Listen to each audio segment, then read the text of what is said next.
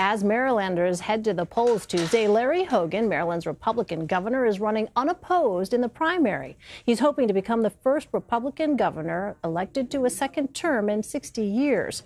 Earlier, I spoke to Len Lazarick. He's the editor and publisher of MarylandReporter.com.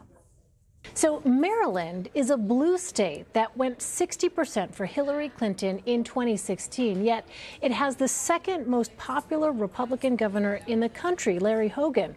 How should we understand that? Well, we should understand that by the fact that Larry Hogan is not the kind of Republican that you see on Capitol Hill and has distanced himself from Capitol Hill and the president.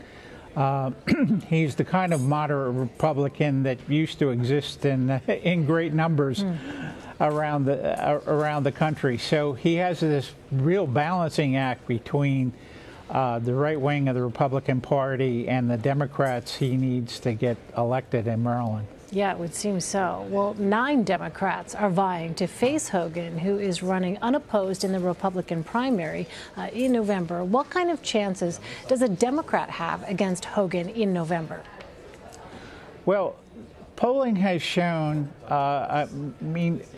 last year when Trump was so popular, the Democrats tried to associate Hogan with Trump. And he's really distanced himself from the president. He didn't vote for Trump, and he's taken stands against Trump, not as early as the Democrats wanted.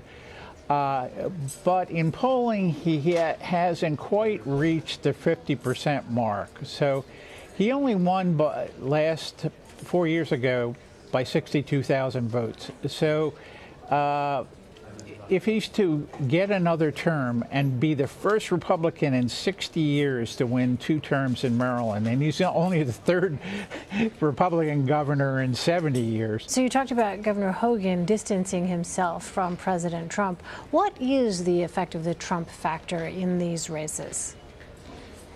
Well, it's hard to say. It's hard to say it's hard to say what the Trump factor is tomorrow as opposed to in October. If the economy is good, if things are going pretty well on the federal level, and as I said,